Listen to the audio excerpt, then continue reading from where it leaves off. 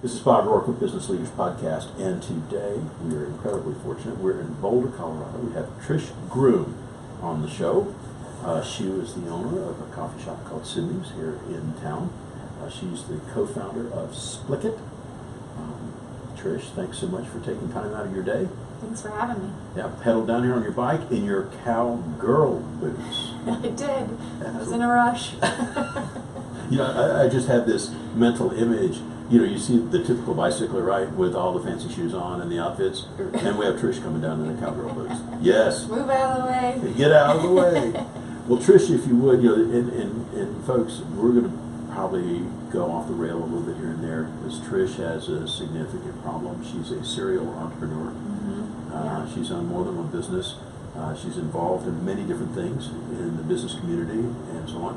So first off, Trish, in Splick-it, if you would, tell me about your role and who does Splick-it serve? Splick-it, I was co-founder in business development, and we built a online pre-order prepay app and web for businesses, for restaurants specifically.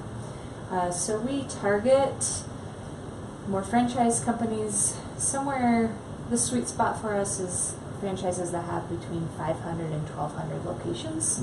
So we white label for them, provide the service, manage the back end, and the customer experience for them. So, because I'm not a restaurant person, and let's say I'm the franchise owner, what improvement or what change should I expect to see by using Splick-it? So really, a lot of restaurants lose revenue because they lose people at the end of their line. They can't wait.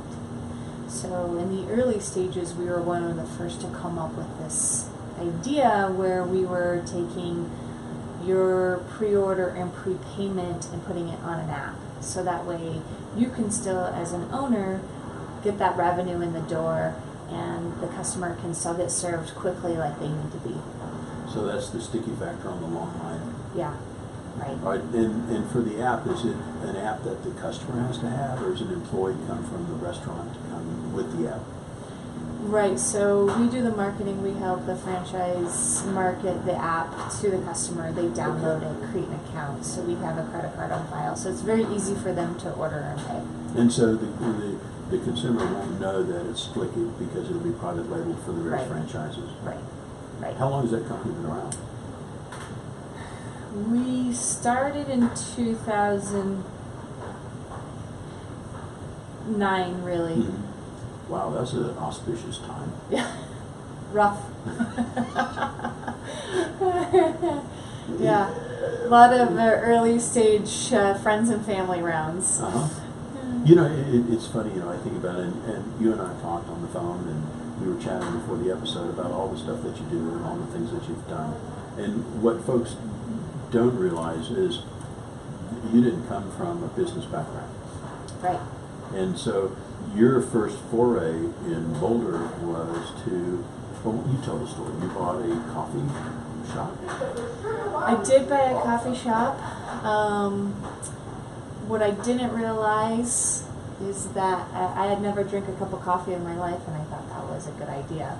But I didn't realize that was unusual at the time. And do you drink coffee now? I do. Okay. I learned a lot. But I was traveling in South America for a year and had this idea that I wanted to own a coffee shop. And not because I love coffee, but because I thought that there was some community aspect to it that was really intriguing. Came home from South America and I had no money, no business owning a coffee shop. I had no experience whatsoever. So I was teaching at the time, but I ended up in Telluride during the summer at a Telluride Bluegrass Festival. And maybe my parents probably don't want to know this part, but I drink a lot of beers and ended up buying a coffee shop from a couple there that I had met and ran into. And 2 weeks later, the universe conspires sometimes, and next thing I know, I bought a coffee shop. Wow. And when thinking about some of the decisions that that business owners make. So, do you remember the thought process or moment when you decided, I'm going to do this? Do you remember what that was like? You know, I think the benefit I had, sometimes ignorance is bliss, but I always, and I grew up with this, was willing to bet on myself. I'd always take a chance on me. And I think that was my moment in time. I didn't know, I had no idea how to run any business, but I was like, I'm going to do it because I believe in me, and I will bet on me first. So I take that leap of faith any day. As a business, and that's how I kind of went into any business. But yeah, that was the first moment. I was like, I'm going to do this. You know, I think about that, and you know, for the parents that are listening and says, you know, we want to instill that same type of self-confidence. Mm-hmm. What do you think your parents contributed toward that? And if so, what did they do? Yeah, I was super active in sports, so I think that helped. But I think the self-confidence came from my parents encouraging me to be better than everybody else on the field. So not that I had to be the best shooter, because I never was, or the best dribbler, but I was the best hustler. And they wanted me to be the best hustler. They wanted me to, if you're gonna run a race, do everything you can to win, because get to the front, be at the front. I was always encouraged to be the captain. I was never the best player, but I was encouraged to be the captain of the team. So those skills kind of build the confidence of like, well, if nobody else is going to do it, I can do it. I'm going to step up and do it because I believe I can do it, and I was pushed to believe that. Supported with supported, right? Supported to believe that. Yeah, because there's both sides of that leadership gig. You know, when things go well, it's pretty easy. Yeah, right, exactly. You know, and you were mentioning before the episode as well that you have two sisters, right? And your dad had a particular skill set that he passed on to you guys. Right. Right. He was a wrestler. He was a wrestler, and he was multiple times maybe the best wrestler in the country. He's in the National Hall of Fame, and he's won national championships, and he had 3 girls. And so you guys got trained. We got trained, heavily trained. You know, and we were chatting about that a little bit, and I said, so do you still wrestle your sisters? And the answer is yes. Yes. They don't want to admit that, but yes. So what's your favorite hold? What's your favorite move? Well, we were trained on the famous head chuck. That was what he was known for. So we know that skill very well. Single leg, double legs. We were trained that if someone comes up behind us with a gun, what do we do? Mm-hmm. How do we handle it? Mm-hmm. So it's helped a lot. And in college, I ended up playing rugby, and I played rugby for many years, and so it was just a lot of those same skill sets went right in there. You know, I'm looking, I don't see any stitch line across your forehead playing rugby or anything. That's a compliment in the rugby world. Yes, it is. I haven't seen your knees yet, but you know. Right, yeah. But yeah. Yeah. So I think sports have helped me a lot to become a first generation business entrepreneur, but you don't know what you don't know in the business world as well. Yeah, tuition's expensive typically in the business world. Yeah, very. So, you know, circling back, when you went down to South America and came back, what do you think the chief lessons coming out of that time in South America were? You know, I traveled with my cousin, and going down to South America as 2 young women is pretty dangerous. So we had to come up with some ways to stay safe. And one of them was we shaved our heads. And the night before we got on the plane, to kind of present ourselves as like, we're this crazy. You don't want to mess with us. Mm-hmm. And I think that helped. But being in those countries for that long, there's a sense of vulnerability and rawness. that you have to kind of be prepared to expose yourself to.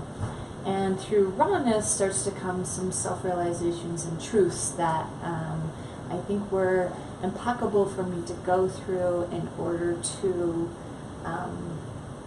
achieve some level of success in my life, and truths about myself and truths about who I am and where I want to go in life and what does that look like and mean. Well, it certainly gives you an idea of what less than good looks like. Yeah. Right. Yeah.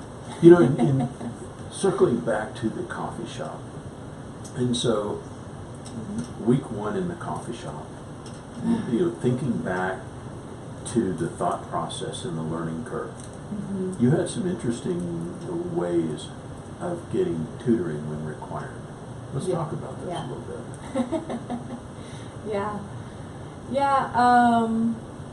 I had to get creative really quick, and I guess being resourceful is something I'm very good at. I might have learned that from my dad, is because we're not the smartest crew out there, that's for sure, but we figure out who the smart people are. But there's a couple things that happen in the coffee shop that I think were really, I didn't really know at the time was going to be super helpful. And the first one was that coffee shop was built on personality. And so I had asked the original owners to stay on for a year with me because it was built on their personality. And I had to get the customers to start trusting me and my personality. And so there was this transition period that it had taken for me to establish the coffee shop on my own. But through that trust, I was able to ask my customers for things that I didn't know how to do, and they were willing. And I traded coffee for it, that I didn't know how to do, and kind of be in that vulnerable state because they're my customers. I won't, you know, but they also wanted to help me because we built this relationship. So I had no idea how to do accounting, so I traded coffee for accounting. I didn't know how to do marketing, so I traded that. I didn't know how to do branding, so I traded that. Think about it, I probably traded more coffee than money that came in. That cost of tuition going there. But I also traded coffee for programmers to help me with that first beta on Splick-it and building that first beta and seeing if it actually would work, the idea that I had. Solving for my own problem of losing customers at the end of my line. Interesting to address a pain point. Yeah, right. You know, and you see it in the restaurant business, you know, frequently is, you know, how do you turn the table, how do you get the customer through, can you turn the tables enough? Yeah. You know, and it's the ongoing challenge. You know, most people look at it and go, there's nothing I can do. Yeah. And so the difference for you is you weren't willing to take, there's nothing I can do. Right. Yeah, and that getting resourceful really quick. And I had really amazing customers as well. I mean, I had the founder of Celestial Season coming into my coffee shop every day. So I had this opportunity to tell me, what do I need to do? That's how I learned about the E-Myth book. And read that and had a complete panic attack because I'm like, oh! Did you find that there was resistance for people saying, can you help me? Did you find much resistance in people helping you when you asked? No, but I think maybe through sports, I learned the skill of being coachable. And that has played out really significant in my life. And I think coming to the table in a demeanor of, I'm coachable, I'm willing to listen, I'm willing to learn, opens the doors quite a bit for me and has carried me really far. So I didn't have any resistance there, but I also think there had to be a lot with our relationship. You know, I think that's an interesting fact. And, you know, you think about the best professional athletes. They have a multitude of coaches. Right. You know, you think about the professional golfers, you know, they have a multitude of coaches, and you'll see somebody with talent that's not coached, and you kind of go, well, why aren't they doing it? Because they clearly have the physical skills. Yeah, yeah. You know, and, Right. and being able to listen. Yeah. Lost art. Yeah, it is a lost art. And so, you know, thinking about that, so there's the germination of the idea for Splick-it Mm-hmm. and the coffee shop, and then you sold the coffee shop at some point. Mm-hmm. Yep. I sold it after owning about 4 years. Mm-hmm. Yeah, just a little more than 4 years. You know, for the folks that have a business looking after the sale, Mm-hmm. what advice or takeaways did you learn after post sale? I just felt like I could fly. I felt so, you know, I didn't realize the amount of stress and pressure that I had on myself to succeed, and just, I sold it. I signed all the papers on a Friday at 4 o'clock, and our coffee shop was luckily closed on the weekends. And so Monday morning when I got up at 4:30 a.m., I just felt relief and just like, oh, I don't have to hold the burden anymore. And that is a very beautiful feeling.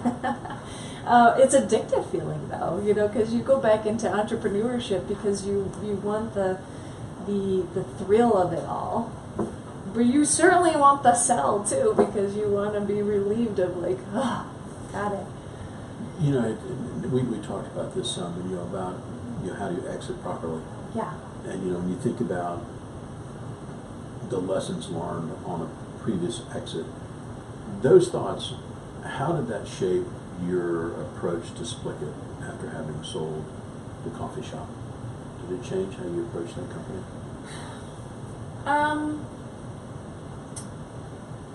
I think that I can't say I had the intuition that a lot of those skill sets should transfer, because I went from coffee to tech, and I didn't believe that, well, this I've done this before, because it felt so different. Building a tech company is just so different, and so looking back, almost everything transferred. I just didn't think that it at the time. You know, I think, you know, business is business, and you hear that a lot. Yeah, right. And, you know, and there's a lot of factors in business. You know, you can be selling trucks, or you can be doing tech, or you can be doing something else, and at the end of the day, you have a customer somewhere. Right. You have to take care of the customer. Yeah. You know, and relationships and Right. the whole bit. Yeah. You know, and deliverable of some kind. Yes, right. And so Right. you're now in the throes of potentially exiting Splick-it. Yes. And that's the goal, and to get acquired there. And there's a lot of activity in the space, so I think that we're going to see something. It's just a matter of when, and at a valuation that we really love. You know, it's an interesting challenge to go through that exit pathway. You're doing it twice now. Yeah. But, you know, before I get into the second part of the show, you were talking about some of the things that you're doing in the community and in the community with women about business. Let's dig into that. Yeah. I think I feel like my life is full of a lot of aha moments, and becoming a woman investor is one of those. It's kind of like, I didn't know as a kid I could be CEO. That conversation never happened. And this is also one of those things I learned later on in life, that women can be investors.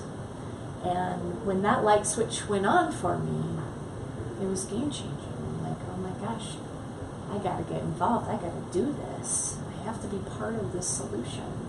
And nobody ever told me before that I could be an investor. I'm a huge fan of the thought process. So somewhere, you know, when you had that aha moment, Yeah. do you remember what that felt like or what you were thinking at the time? Yeah, I remember exactly. I was actually across the street from here, but I was at a luncheon, and this was a woman pitching. Actually, she was raising a fund, and I was invited to the luncheon, and her speech wasn't the thing that caught my attention. And it was somebody else in the crowd who stood up and said, "I am starting a women-only fund. You, anyone in this, woman can be in this crowd, could be an investor. And I'm going to show you how to do it. You can be part of my fund, and it's learning by doing. And we're going to go build a fund, and we're going to bring in companies, and we're going to teach you how to be an investor, and you can do it." And I was like, oh my God, what? I mean, it's just mind-blowing, those words. And I went to her right afterwards. I'm like, count me in, I'm in. Whatever it takes. And I think that I still, whatever that intuition was, I learned the details later of why it was important to be an investor, that other women step up and be investors. I think about that just as, it's kind of a lightning rod, and I think about, you were a business owner already, you sold a business, started another one, and you're at this meeting to get the notion that you can be an investor. And, the next thought is, as an investor in this group of women, what's been the follow-on or knock-on effect of you being associated with the women in the investing community? Yeah, what I have been exposed to is this network of amazing women. And what has been a struggle being a female growing up is not enough role models, especially being an aggressive young girl. I had muscles, but I never saw a girl in a magazine with muscles. I didn't see a girl on a magazine with muscles until Athleta came out, and that store. So I felt alone on much of my path, and then being exposed to all these women who are just everything I've wanted to be in life, or as an entrepreneur, or as a business person, is I've now have access to. I have examples. I have someone to talk to. I have the ability to get advice from, and that has just been invaluable for me, especially at this stage of where I want to go. I think about that, and of course, I talk about it. My daughter's, out in space and in the business community and so on. Yeah. And I've been a business owner for a very long time. And when I was growing up, that was not no one in my family had owned a business. In fact, nobody in my family had been to college. And so you think about that key differential. So if you were to start another business after Splick-it, which I can't imagine that you're not, that's that other part of the IQ problem. I want to do another one. But you think about that. So given your experience from these two businesses and the community of women investors, how do you think you would approach the next business differently, or would you? I would, because I've seen enough pitches now. I know what's a good idea and what's a bad idea, or how to even sell an idea. But also,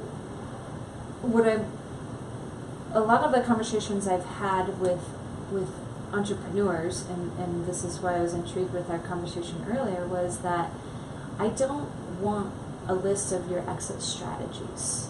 Don't tell me who could potentially buy it. What is it? What's the plan? Who are you already having conversations with? So to start the next business I don't want to start with just the idea. I also want to start talking to the potential exiters, because I want to start that business with what they need in mind. And how can I fulfill what their gaps are or their weaknesses are with the business I'm going to build. You know, if you had your young children, boy and girl, let's say, and and you were going to take and offer advice to the listeners that have young children, and they go, she sounds really cool, we want our kids to be like her. What advice would you offer those folks?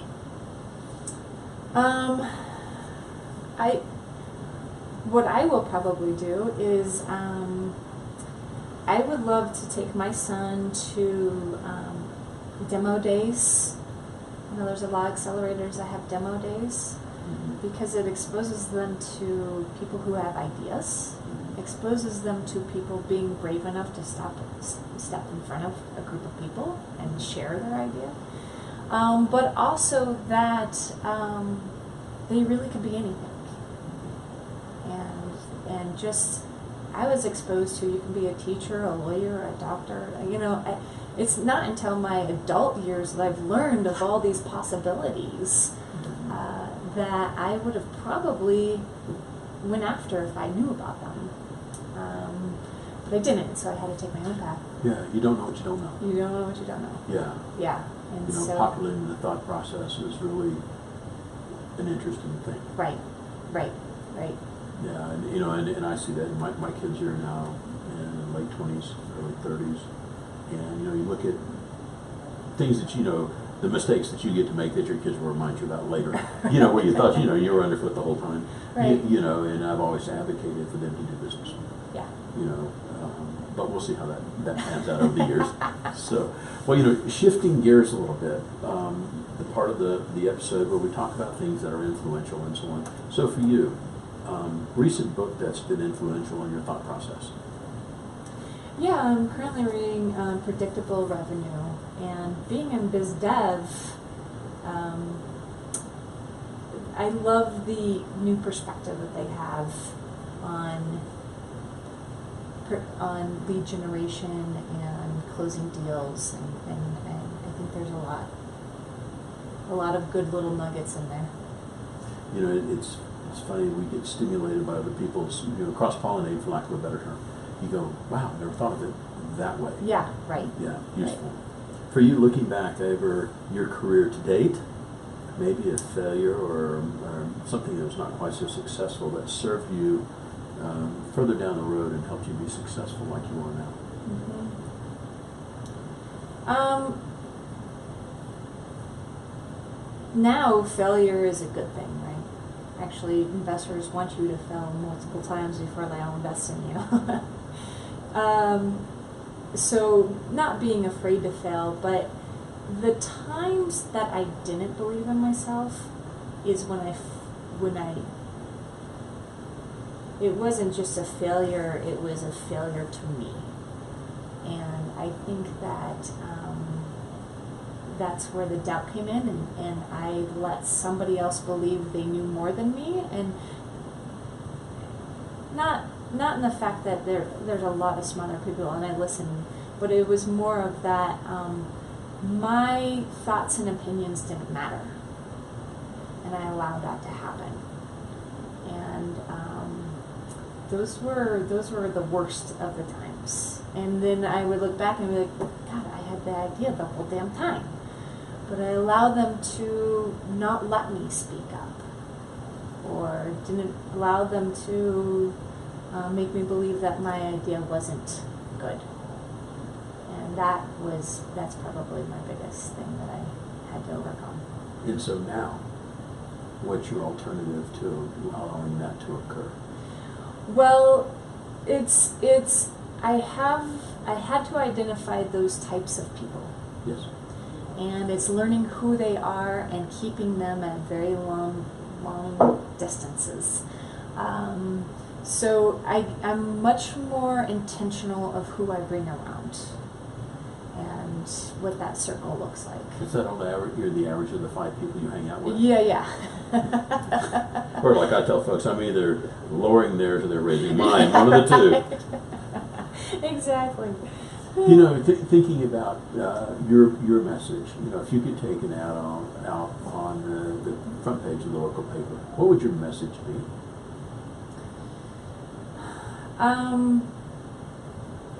Well, because it's front of mind for me right now is that really that you can be an investor. I'm really speaking to women right now, but you can be an investor, and we are trying to figure out ways to make that possible for you. You know, when you say be the investor, all right, there's kind of like the comma, which means. So by being an investor, what does that allow you to be or do? It allows you to be part of the solution. Women are amazing philanthropists, and we have to have that as part of the solution. But what we don't have is enough women coming to the table, making the decisions of who should be granted a business or not. And so we see that the entrepreneurs that are getting the money are still the white males. And so the females aren't getting recognized with the good ideas, and the minorities aren't getting recognized with the good ideas, because most people want to invest with who they look like, or what, like attracts like. So without bringing in the investments, we aren't going to see the women we need to see in the business world, or the minorities we need to see solving major world problems. It's just, it's a matter of perspective. I mean, I see things the way I see it based on my cumulative experience. Yeah. You see things the way you see things based on your cumulative experience. It's not that one's better than the other, they're different. Right. And they have value, and that you go, well, I've seen that movie before, and go, I haven't seen that movie before. You think about being in South America and how that changes how you think even now. Yeah. I mean, not a small thing to go down with two women and bounce around South America for a year. Right, right. The good news is you're back. Right. We survived. Looking at allocation of resources, what's the best allocation of either time or initiative that's helped you the most? Most in what way? Business or personal, either way. Mm-hmm.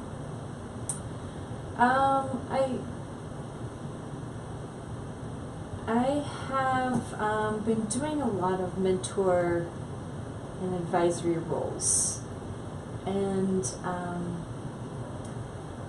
what I think is important is that as busy as we are in our lives, it's still just as important to show up for younger generations, especially women, because they need those role models, but also I'm mentoring young men. And it's important that they see women know a lot about this world. And since we are half of the population, it's important that they understand our perspective and our roles and what we can bring to the table. I oftentimes think about the discourse between what women think and what men think, right? Yeah. And I think, yes, sometimes there's an extraordinary difference. But I think, we all want the best that we can for our families. Mm-hmm. We all want to take and live a life of significance. And you think about that, and you kind of go, it's important to hear that message from, guys aren't that communicative. Yeah. And so it's important for both the boys and the girls to hear, that message. Yeah. And maybe it resonates better at certain ages from one gender versus the other. Right. Right. Yeah. Right. Yeah. Yeah. Yes. Yeah. Over the past few years, what belief or protocol have you put in place that's helped you in your business efforts the most?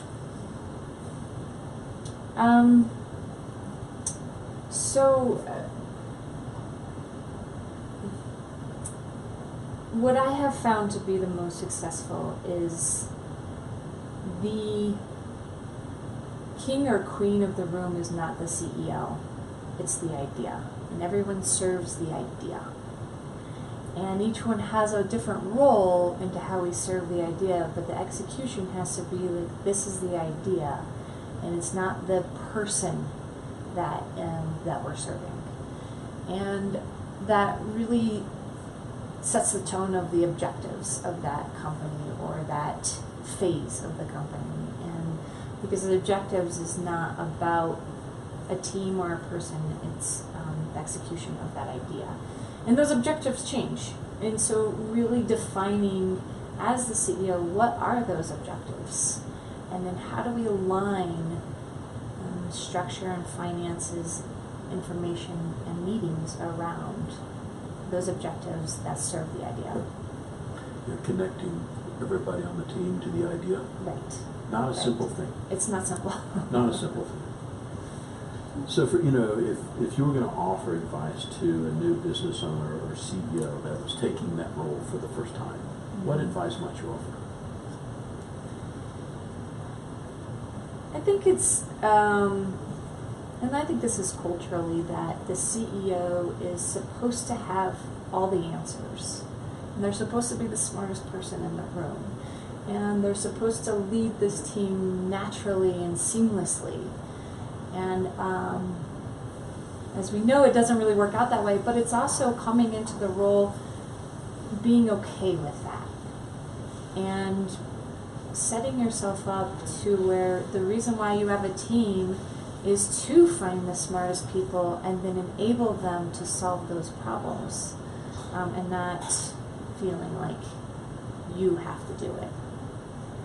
I've seen so many times where someone's hired an expert but never allows them to execute on their knowledge. And that's just an ego thing, in my opinion. But Well, yeah. Yeah. In the day-to-day operations when you're in a company, right? And there may be a habit that you have that really helps move the company forward. What would be that habit or belief or self-talk that keeps you going and keeps the company pointed in the right direction? Mm-hmm. Well, I'm a very competitive spirit, and that has served me well in the business world, but not so well in my marriage. And I've had to learn how to turn that competitive spirit on and off, or dial it in and out. But being that team player, I want to win, and I want my team to win. And so if I know there's a win, whatever that goal is, or multiple goals, that's what I do. I motivate the team to win the game.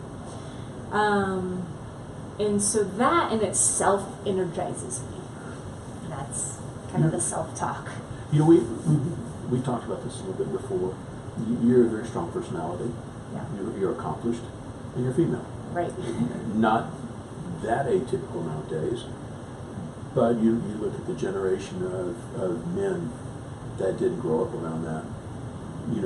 What advice would you offer to a male counterpart when they're working with a strong female lead or personality? Yeah, I like to say it shouldn't be any different than a male, but what I have found is there's some insecurities that come with that, and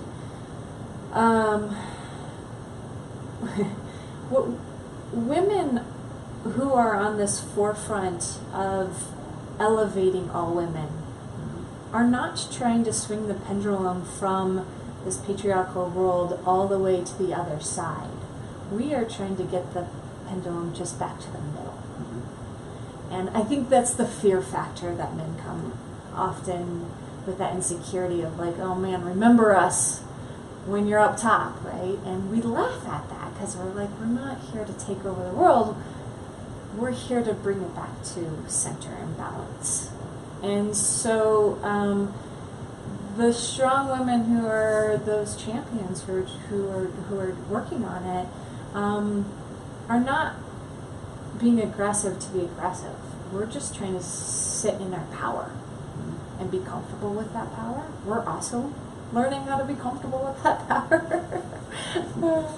So the unintended consequence, right? Yeah, just work with us. I'm having a moment. Yeah. For you, how do folks reach out to you in social media? How do they find you? I'm on Twitter at Trish Groom and Instagram, but I use Twitter probably more of like the business facing, and Instagram is more in my family realm. And we can find you on LinkedIn too. Oh, LinkedIn, right. Oh yeah. The ultimate The business link, right? Right. So if I, this is the last quiz for you. If I was to talk to your colleagues and say, what are you best at, or what's your superpower, what would they say, and how do you use that?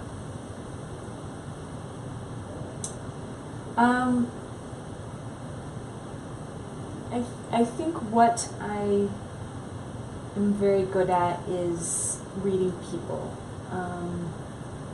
I can get very detailed on people, meaning their demeanor, their body language, the fluctuation of their voice, the way they shift, where they pay attention to, and I'm taking in all that information and then quickly adjusting how I approach them. And it could be from word to word, conversation to conversation. And so because I'm capable of doing that, I'm able to build relationships really quickly and build a lot of trust because I can read people super fast. That helps in business development in that space, but whether they know it or not, I'm doing it to them too. What I'm thinking about is you as a young girl with your sister and your dad's teaching you guys wrestling and you're watching them. Well, you do get to manage exactly know what they know and don't know quickly. Yeah. Well, Trish, I can't tell you how much I appreciate you taking the time today. Well, thank you. Thanks for having me, and thanks for doing this. Oh yeah, this has been a lot of fun. It's so been a lot of fun. All right, kiddo. Thanks. Thanks.